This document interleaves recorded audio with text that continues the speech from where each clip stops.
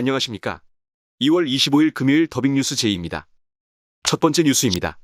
서방국들이 러시아의 우크라이나 전면 침공을 강력히 비난하면서 러시아의 행동에 책임을 묻는 조처를 속속 꺼내놓고 있습니다.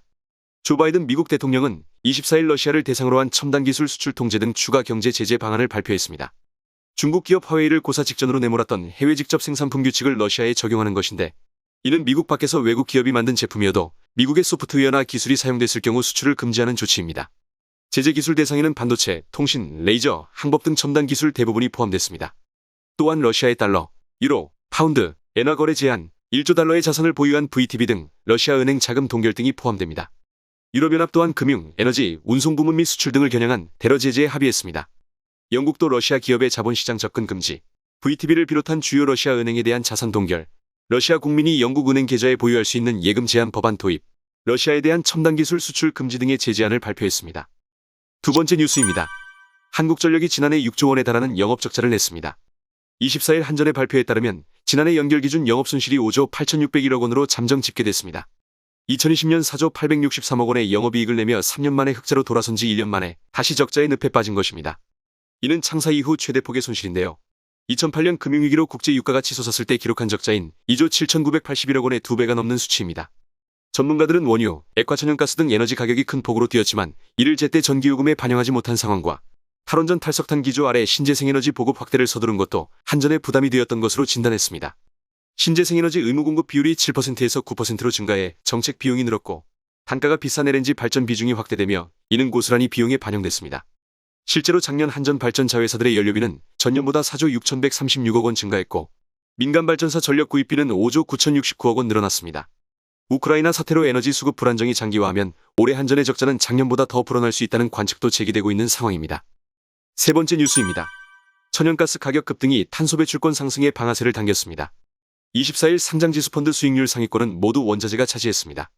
특히 탄소 배출권 ETF는 상승률 톱10에 3개나 이름을 올렸는데요.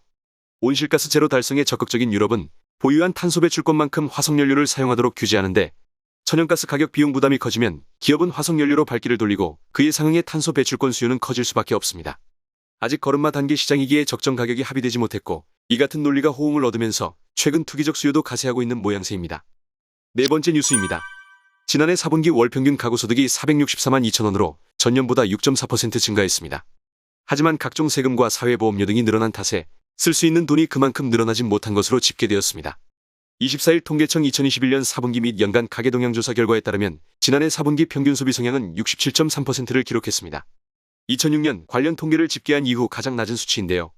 평균 소비 성향이란 처분 가능 소득에서 소비 지출이 차지하는 비중입니다. 이는 일반 시민들이 꼭 필요한 곳이 아니고는 지갑을 열지 못했다는 뜻으로 풀이됩니다. 자체적으로 줄이기 어려운 고정비용이 늘어난 것이 한몫했는데요. 지난해 4분기 가구 월평균 소비 지출은 85만 9천 원으로 전년보다 4.8% 증가했습니다. 특히 경상조세와 사회보험료 부담이 빠르게 늘어났고 이자 비용도 4.4% 증가했습니다. 마지막 뉴스입니다. 세계 최대 정보기술 모바일 전시회 MWC 2022가 오는 28일부터 나흘간 스페인 바르셀로나에서 열립니다. 코로나19 대유행으로 2020년 MWC는 취소됐고 지난해는 연기, 축소 운영됐지만 올해 행사에는 1,500여 개 기업이 참여해 최첨단 정보통신 기술을 소개하는데, 국내에서는 삼성전자, 통신 3사 등 111개 기업의 참여가 예정되어 있습니다.